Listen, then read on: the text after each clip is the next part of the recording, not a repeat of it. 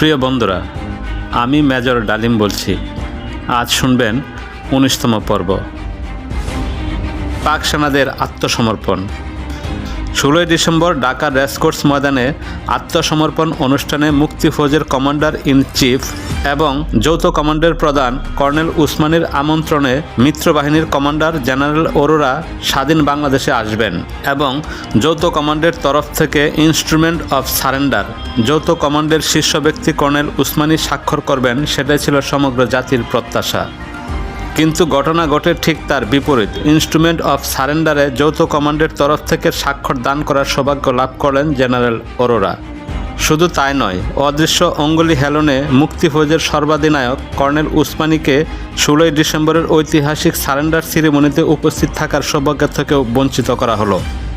কেন তাকে তার ন্যায্য অধিকার থেকে বঞ্চিত করে সেদিন জেনারেল অরোরাকে সমগ্র জাতি এবং বিশ্ব পরিসরে বিজয়ী শক্তির একচ্ছত্র অধিকর্তা হিসেবে জাহির করা হলো, সেই রহস্যের উদ্ঘাটন আজ অবধি হয়নি। এই গুরুত্বপূর্ণ বিষয়টি বিশদ বিশ্লেষণের দাবিদার। এ থেকে জানা যাবে ভারতীয় নীল নকশা এবং প্রবাসী সরকারের নতজন নীতির অনেক কিছুই। কর্নেল উসমানী চেয়েছিলেন স্বাধীন বাংলাদেশে মুক্তি ফৌজের সর্বাধিনায়ক হিসেবে তিনি অভিনন্দন জানাবেন মিত্রবাহিনীর জুনিয়র পার্টনার জেনারেল অরোরাকে। এতে করে বিশ্ব পরিসরে এটাই প্রমাণিত হবে মূলত মুক্তিযোদ্ধাদের প্রচেষ্টাতে স্বাধীন হয়েছে বাংলাদেশ। ভারতীয় বাহিনী সহায়ক শক্তি হিসেবে সাহায্য করেছে মাত্র। কিন্তু ভারতীয় সরকার তার সেই প্রস্তাবে সম্মত হয়নি। উল্টো ভারত সরকার দাবি জানায় ইনস্ট্রুমেন্ট অফ সারেন্ডারে স্বাক্ষর করবে ভারতীয় বাহিনীর অধিনায়ক। উদ্দেশ্য পরিষ্কার, বিশ্ববাসী জানুক পাক ভারত যুদ্ধে ভারতের বিজয়ের ফলেই সৃষ্টি হয়েছে স্বাধীন বাংলাদেশ। বাংলাদেশের স্বাধীনতা ভারতের দান। দুর্বল চিত্তের নতজানু প্রবাসী সরকার ভারতের সেই অযৌক্তিক দাবি মেনে নেয়। কিন্তু প্রচণ্ড আত্মসম্মানবোধের অধিকারী আপোষহীন বঙ্গবীর কর্নেল উসমানী নীতির প্রশ্নে অটল থেকে এই অন্যায়ের প্রতিবাদে নিজেকে সব কিছু থেকে দূরে সরিয়ে রেখেছিলেন। ১৬ই ডিসেম্বর ঢাকা শহরে দেশবাসী দেখেছে ভারতীয় সেনাবাহিনীকে বিজয়ের বেশে।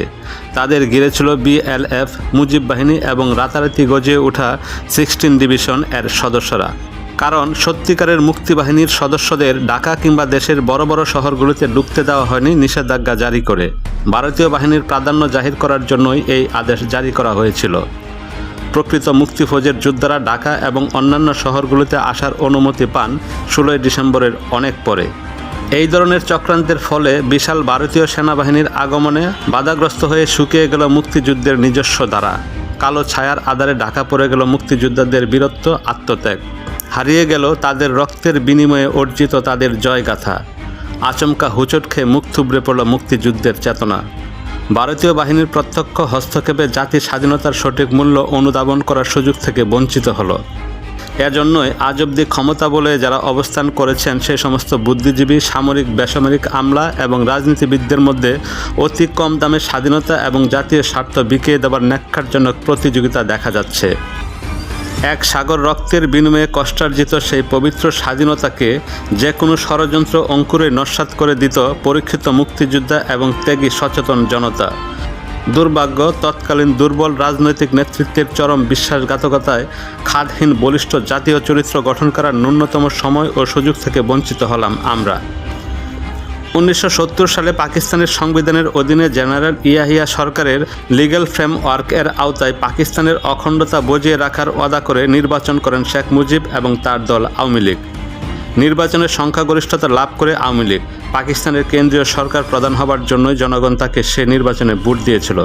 কিন্তু রাজনৈতিক আলোচনা ব্যর্থ হয়ে যাওয়ার পর জনাব জুলফিকার আলী ভুট্টোর যুগ সাজেশে ২৫ ও ২৬শে মার্চ রাতে পাকিস্তানি সামরিক জান্তা বাঙালি জাতির উপর শ্বেতসন্ত্রাস চালিয়ে অস্ত্রের জুড়ে রাজনৈতিক সমস্যার সমাধান করার সিদ্ধান্ত গ্রহণ করে। ফলে ১৯৭০ সালের নির্বাচন হয়ে পড়ে অর্থহীন। বাংলাদেশের আপামর জনগণ পাকিস্তানি আচমকা হামলা ও শ্বেত সন্ত্রাসের বিরোধিতায় এবং দেশকে স্বাধীন করার জন্য স্বতঃস্ফূর্তভাবে মুক্তি সংগ্রামে ঝাঁপিয়ে পড়ে।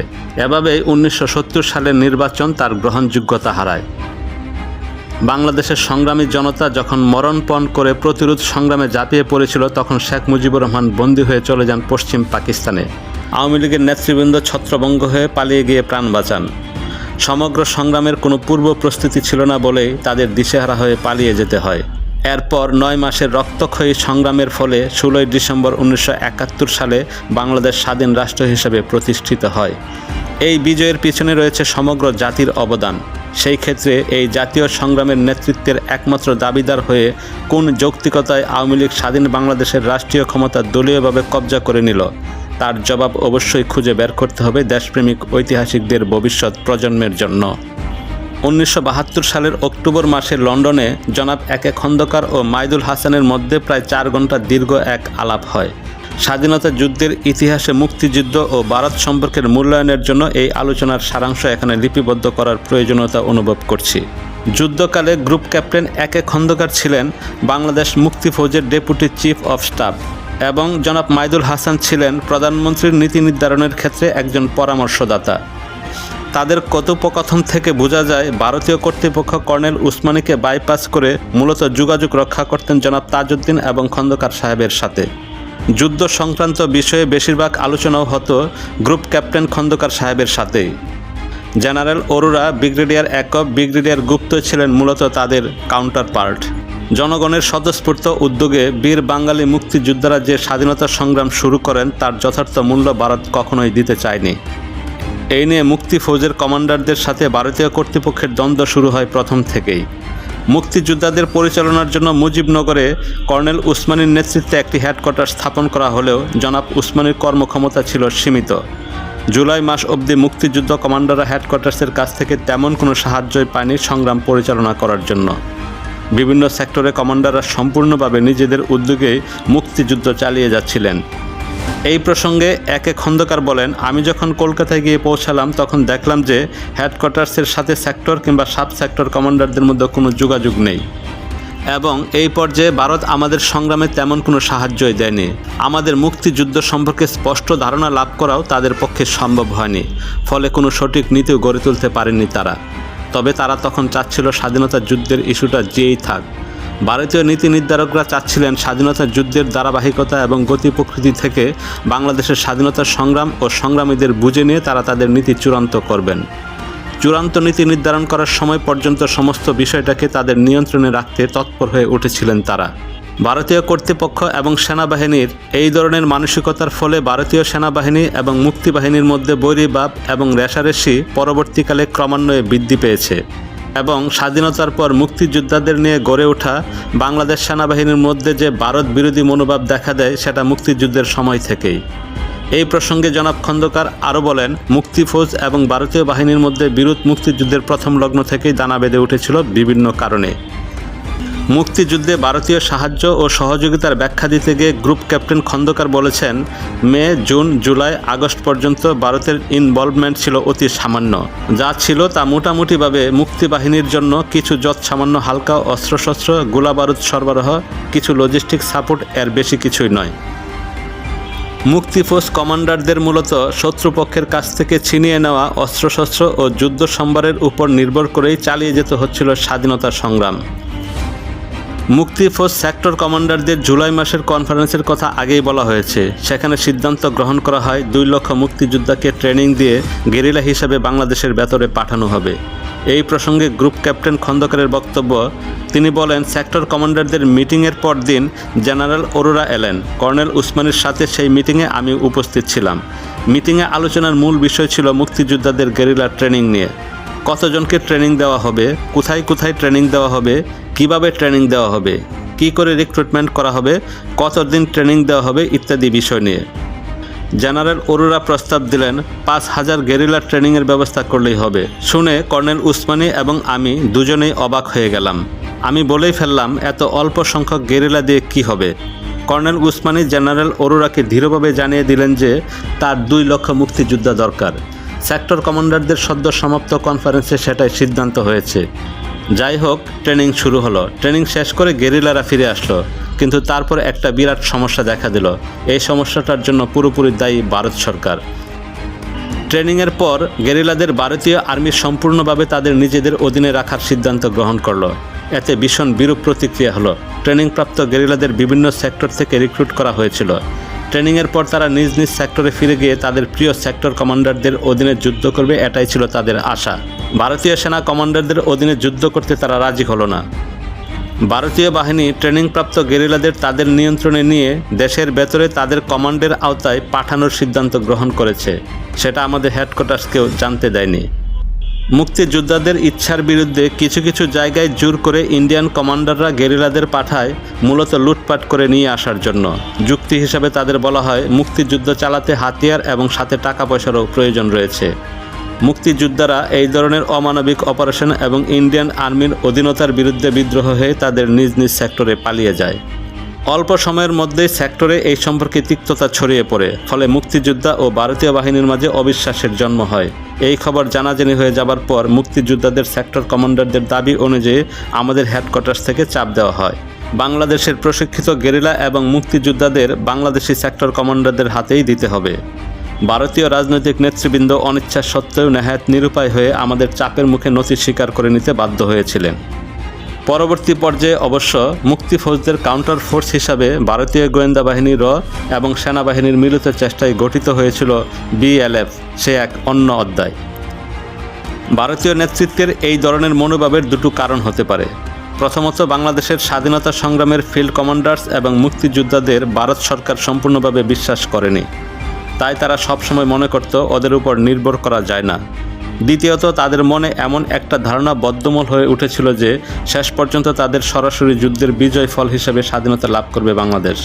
তাই পাক বাহিনীকে দুর্বল করার জন্য গেরিলা বাহিনী এবং মুক্তিযোদ্ধাদের নিজেদের নিয়ন্ত্রণে রেখে তাদের শুধু ব্যবহার করতে হবে সীমিত লক্ষ্যে।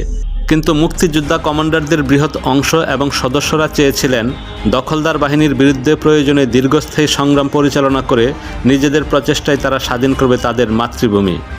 আমাদের সামরিক নেতৃবৃন্দের বক্তব্য ছিল পরিষ্কার, আমরা আমাদের দেশকে স্বাধীন করব। যুক্তরাষ্ট্র, ভারত মুক্তিকামী বাংলাদেশের স্বাধীনতা সংগ্রামে সাহায্য করলে আমরা অবশ্যই সেই সাহায্যকে অভিনন্দন জানাব। শুধু ভারত কেন, পৃথিবীর যে কোনো দেশ আমাদের সংগ্রামে সাহায্য করতে চাইলে আমরা তা সানন্দে গ্রহণ করব। যুদ্ধক্ষেত্রের অনেক সেক্টরে ইন্ডিয়ান কমান্ডারদের কার্যকলাপে মুক্তিযোদ্ধাদের মনে সন্দেহের উদ্রেক হয়েছে, ভুল বোঝাবুঝির সৃষ্টি হয়েছে অনেক ক্ষেত্রে। সত্যি কথা বলতে গেলে 9ই আগস্ট রুশ ভারত চুক্তি সই হওয়ার আগ পর্যন্ত বাংলাদেশের মুক্তিযুদ্ধ পরিচালিত হয়েছিল বাঙালি মুক্তিযোদ্ধাদের নিজেদের চেষ্টায়। 9ই আগস্টের পর ভারত সরাসরিভাবে যুদ্ধের প্রস্তুতি গ্রহণ করা শুরু করে। মাইদুল হাসান এই পর্যায়ে জিজ্ঞেস করেন, ভারতীয় বাহিনীর প্রত্যক্ষ হস্তক্ষেপ ছাড়া বাংলাদেশ বোধহয় স্বাধীনতা পেত না, কি বলেন? খন্দকার সাহেব মাইদুল হাসান সাহেবের সাথে দ্বিমত পোষণ করে বলেন, যদিও মুজিবনগরের অনেকে, এমনকি আমাদের মন্ত্রিসভার অনেকেই হতাশা বোধ করতেন, সংসদ সদস্যদের অনেকেই ইয়াহিয়া খানের সাধারণ ক্ষমা ঘোষণার সুযোগ নিয়ে ফিরে যাবার চিন্তাভাবনাও করেছিলেন। মুক্তিবাহিনীর তৎপরতায় আস্থাহীন হয়ে হতাশা বোধ করতেন। দীর্ঘস্থায়ী সংগ্রামের কথা শুনলেই আটকে উঠতেন, ভাবতেন কি হচ্ছে, দেশে বোধহয় আর ফিরে যাওয়া হবে না। এই ধরনের পরিস্থিতিতেও আমি দৃঢ়ভাবে বিশ্বাস করতাম মুক্তিফৌজের গেরিলা তৎপরতা বেড়ে গেলে পাকিস্তান ভারতের বিরুদ্ধে আক্রমণ চালাবে বলে মুক্তির অবতারণা করে যারা আমাদের মুক্তি সংগ্রামের গতি নিয়ন্ত্রণ করার চেষ্টা করেছিলেন তাদের সে যুক্তি ছিল সম্পূর্ণ ভুল এবং উদ্দেশ্য প্রণোদিত। পক্ষান্তরে আমরা যদি আমাদের সংগ্রামের তীব্রতা প্রথম থেকেই বাড়াতে সক্ষম হতাম, তবে আমাদের প্রচণ্ড গেরিলা তৎপরতার মুখে পাকিস্তান দখলদার বাহিনীকে অতি অল্প সময়ের মধ্যেই আত্মসমর্পণ করতে হতো মুক্তিফৌজের কাছে। জনাব মাইদুল হাসান জবাবে বলেছিলেন, আপনার চিন্তাভাবনায় যুক্তি থাকলেও ভারতীয়রা ভেবেছিলেন অন্যরকম। তারা চেয়েছিলেন বাংলাদেশের স্বাধীনতা সংগ্রামে মুক্তিযোদ্ধাদের অবদানকে ছোট করে দেখাতে এবং বিশ্ব পরিসরে পাক ভারত যুদ্ধের ফল হিসাবে স্বাধীন বাংলাদেশ প্রতিষ্ঠিত করতে। এতে ভারত এক ঢিলে দুই পাখি বধ করতে সক্ষম হয়। প্রথমত, 1965 সালের পাক ভারত যুদ্ধের প্রতিশোধ নিয়ে নিজেকে উপমহাদেশের প্রধান সামরিক শক্তি হিসেবে প্রতিষ্ঠিত করতে সক্ষম হয় ভারত। দ্বিতীয়ত, বাংলাদেশের উপর তাদের নিয়ন্ত্রণ রাখার যৌক্তিকতা অর্জন করে। প্রিয় বন্ধুরা, এই ছিল আমাদের আজকের পর্ব। আগামী পর্ব শুনতে চাইলে চ্যানেলটিকে প্লিজ সাবস্ক্রাইব করে আমাদের সাথেই থাকুন। ধন্যবাদ।